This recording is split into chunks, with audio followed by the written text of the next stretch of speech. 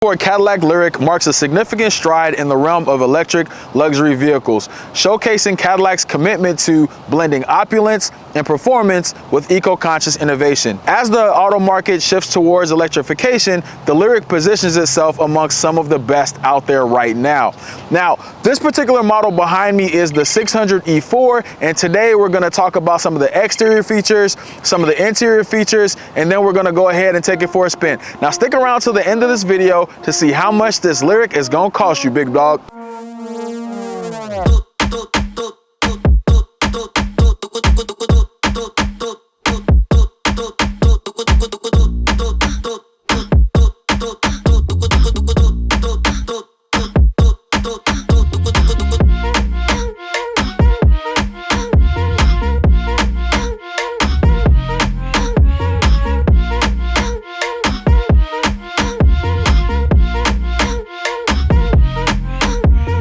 From the front, this Lyriq exudes curb appeal. If you look at this grille, it has a diamond pattern in there. You have the silver Cadillac logo. Right below that, you have your front parking camera, and if you have a Lyriq that's equipped with Super Cruise, it's going to be used for that as well, for that driver assist technology or even your automated driving technology. Another thing I want to mention is I think Cadillac did a really good job with the styling of this from a lighting standpoint. You have sweeping LED turn signals that are going to be on your left and right side, and those are going to sit right above this nice grille that you have here. Down below that, you're going to see the daytime running lights, and then there's another LED set of lights here that kind of stack when you walk up to the car as you're unlocking it, and I think that looks very nice. What I will ask you to do is go ahead and hop in the comments and let me know what you think about these lights. I think these are probably some of the dopest lights I've seen on an EV to date. Now let's go ahead and walk around and check out some of the other features on this vehicle. Now I can tell you that Cadillac's attention to detail on this vehicle is paramount. One problem I always find with luxury vehicles is the fact that the exterior trim looks very cheap. And I can tell you that the trim on this Lyriq has gloss black, and it's over the wheel well, it's on the side view mirrors, and it goes all around the vehicle, and it really elevates the luxury that is this vehicle. Right down here you have these 20-inch rims. They look pretty decent, but you'll have some optionality there if you don't like these particular ones. Also, the charging port is located right here at the front of the vehicle, and to unlock that, all you have to do is press the Cadillac emblem, and that's going to just pop down for you. And if you want to close that back, all you have to do is press that black button, and it's going to go right back up. Next up, you have the cameras that are in the side view mirrors, and that's going to add to your 360 field of view and your parking camera and your park assist features, and it's going to help you choose that parking spot, and it's going to help you park the car. So the next thing I want to talk about from a design standpoint that I think is pretty cool, which you've probably seen this with majority of EVs. I know Tesla does this. I know that Genesis also does this as well, but the handles right now are flush with the vehicle, and if you want to get in the car, you can either press the handle and open it, or if you hit the unlock button on the key fob, the handles will present themselves to you, and I think that's a really nice touch. Let's go ahead and head to the back. As you walk around this Lyriq, it just keeps on getting better and better. Now, one thing that you'll notice about the rear of this Lyriq is that it has a lot of lights. There's a light up here, there's more lights across the back that kind of sweep that are LED tail lights. There's more lights that are down here, and these are just reflectors, so don't really worry about those. One thing I want to talk about with this is the fact that this is kind of giving me CTS vibes on this rear spoiler right here. So I think that Cadillac took some design elements of a few of its vehicles, like the CTS, the Escalade, and if you look at these vertical lights, that old school Caddy light from, like, I don't know, mad years ago. But I think that really adds a really cool design aspect back here, and I think it really makes it stick out amongst others. One other thing that I'm gonna point out with this Lyriq is the fact that you have to press the emblem if you want to open the rear cargo area. So check this out. I press that, it opens up. Decent amount of storage space back here. However, one thing to note is that the sloping of the roof does kind of rob you of a little bit of storage space. However, no biggie. If you need more space, you can always fold the seats down and get more items in here if you need to fit them. Now, one thing that you can't see is the underneath storage space that you can also take advantage of. Right now, all that's in there is going to be the charging cables, but if you need to use that to kind of hide things away or anything like that, you also have that area available to you. Before we go ahead and hop inside and talk about some of the interior features, let's talk performance real quick, and then we're going to hop inside. Performance wise, the Lyriq puts out 500 horsepower and 450 pound-feet of torque, and it accelerates from 0 to 60 in just under 4.5 seconds with a top speed of around 130 miles per hour, showcasing its impressive electric powertrain, making it suitable for both urban commuting and open road cruising. Range-wise, the Lyriq offers an estimated range of approximately 300 miles or 483 kilometers on a full charge, which alleviates concerns about range anxiety. Now let's go ahead and hop inside.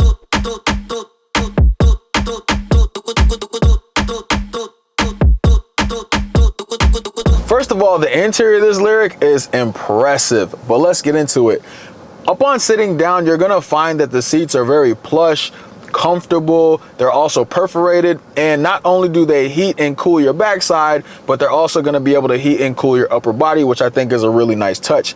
You're going to find your seat controls here on the door panel, and you'll be able to configure those to various drivers that are going to be using this vehicle. Moving right along, you're going to see some silver trim and accents all around this vehicle, starting with the window controls, the door controls, the vents, which are pretty interesting. I will say there's like this little toggle knob that looks like a joystick, and these are literally all around the vehicle. I'm still trying to really figure out how they work, but so far I'm getting cool air blowing on me, so I'm happy. If you look in front of you, you're gonna see the steering wheel, and there's gonna be a lot of controls on the steering wheel, but not to fear. It looks daunting, but it's pretty simple. These are just your standard audio controls, your heated steering wheel, as well as your driver settings for cruise control and the like. One other thing that I'm going to point out is that the shifter is located here on the column, which is pretty cool, but it's not like a normal shifter that you would find in most other vehicles. So like a Mercedes or even a Tesla or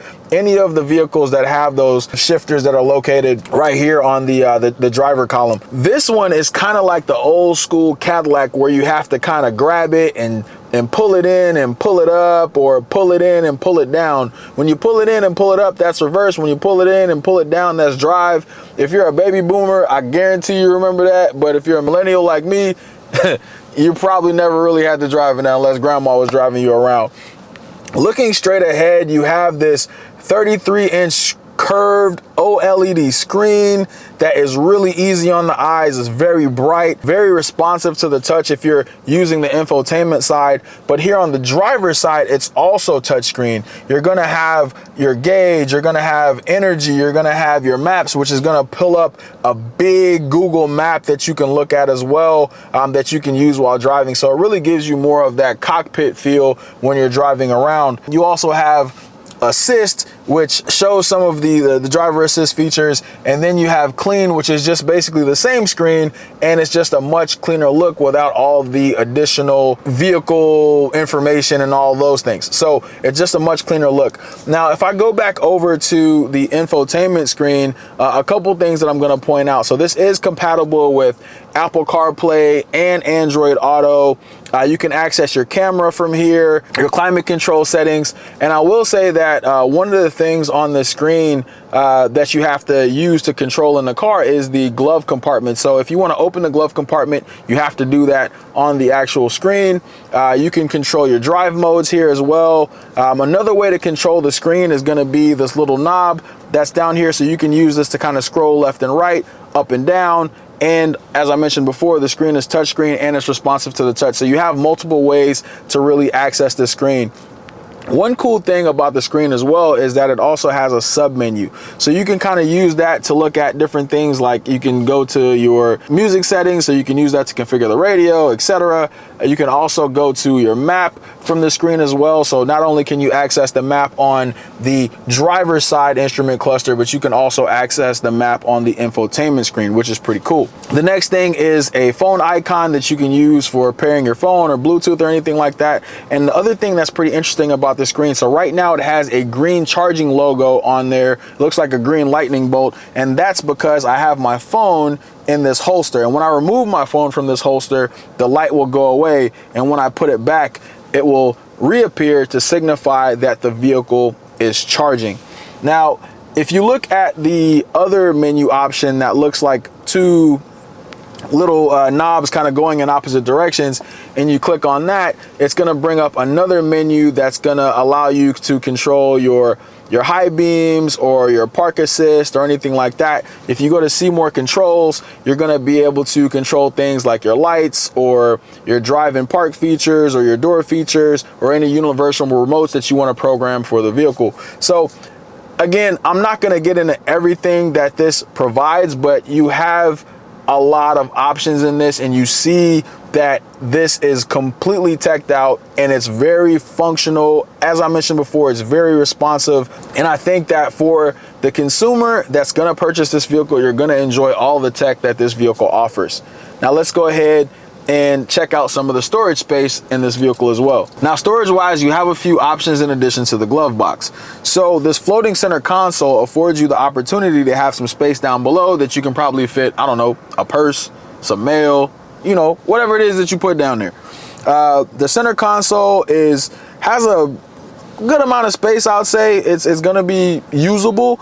And to open that, you don't have to press any buttons or anything like that. All you have to do is just kind of lift this up. It pops off. There's some space down here, a couple charging ports. So there's a charging port in there. There's a USB-C charging port right here. There's also another one down here in the center, below the center console area. And then there's a tuck away one that's right below your climate controls that are on this long bar right here. So if you look right below that and you press this in, voila, you have some more storage space. And typically you can probably put some sunglasses or change or whatever down there, but I think it's a pretty decent additional storage space for you. Now, the one bit of storage that I don't really appreciate in this vehicle is going to be the door storage. And the reason why I say that is, besides the normal stuff that you would put in a door, which I don't know what that is, depends on what you put there, I will say it's not really that great for water bottles. So that's a problem that we found as we were kind of walking around in this car and reviewing it and stuff like that. But I will say that's probably the only dings in terms of storage that I would give this vehicle. But other than that, I think it's pretty decent. You have your cup holders right here, and as I mentioned before, you have this really nice accent piece right here.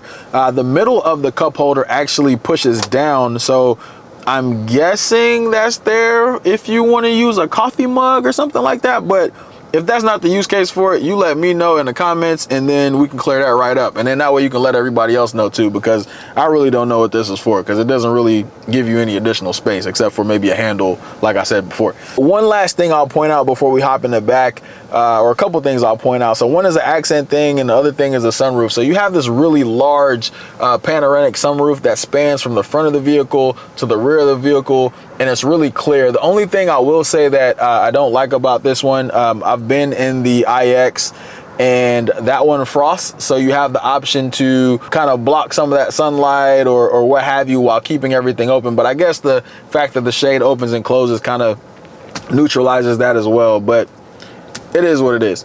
The other accent that I wanted to point out before we head to the back is there is a Cadillac emblem on the floor plate as you walk into the vehicle, and then there is also a picture of a Cadillac, so the Lyriq actually. So I think that's pretty cool, a nice little design touch that Cadillac added as well. Yeah, that's pretty nice. Let's head to the back. I'm not going to spend a ton of time back here, but what I will say is that the view of the panoramic sunroof from the back seat is probably the best view in the car. I can take in all the sun rays and all the views. However, what I am robbed of is the ability to control my own climate. Now, there's no climate control settings back here. All I have are the vents, so I'm at the liberty of the driver and the passenger and whatever climate they've set in the vehicle. There is a little shelf up here, which I think is pretty useless because things are just gonna fly out of there if you're gonna be driving fast and all those different things. Below that, you have USB-C charging ports that you can take advantage of. There's also some behind the seat storage. There's a cup holder that kind of just pops out of the seat here, and you can use that. But you know, if that comes down, then only 2 people are going to be able to fit back here, so no problem. Everybody knows that. The last thing that I'll touch on before I get up out of here and start driving this thing is the leg room. So the leg room is pretty decent. You also have pretty decent head clearance as well, so any adult or child riding back here is not going to have any problems in terms of comfort or having to hunch or anything like that. So I think that the space back here is pretty comparable to what you would find in a crossover SUV of a similar caliber. Now let's go ahead and take this for a spin. Let me just tell you that the adaptive dampening and the suspension and the Lyriq is paramount. It's a balanced ride. It's comfortable. It literally feels like I'm riding on a cloud. So shout out to Cadillac for putting a lot of thought into this. This really feels like I'm riding in a luxury vehicle. It handles bumps very well. It's very nimble. The turning radius is good. It's a little fast. Like if I do this, off to the races. Like the acceleration is punchy in this thing. Like it literally threw my head back into the seat. Like I really enjoy driving this vehicle. I'm telling you right now, Tesla and Rivian and all these other automakers, you better watch out. The only thing that Tesla has a leg up on this is with the charging infrastructure and the charging network. But I'm telling you right now, this vehicle is crazy. For the similar price point as the Model Y, it has literally similar horsepower, similar acceleration, some better offerings, I will say, from a technology standpoint. Cadillac, you didn't miss with this one. The one thing you did miss on though is the parking assist sucks. It sucks. I ain't gonna lie to you, that thing sucks. Like it doesn't even park in the right space. I don't know if it was because there was no other cars there or what have you, but this thing never made it into the actual parking spot. It was either on the line, straddled the line, or whatever, but it just wasn't a good situation from a parking standpoint. So I think that there needs to be some improvements with that, but other than that, I will say that this vehicle is pretty nice. Like I said, it's spacious on the interior. You feel like you're driving a luxury vehicle.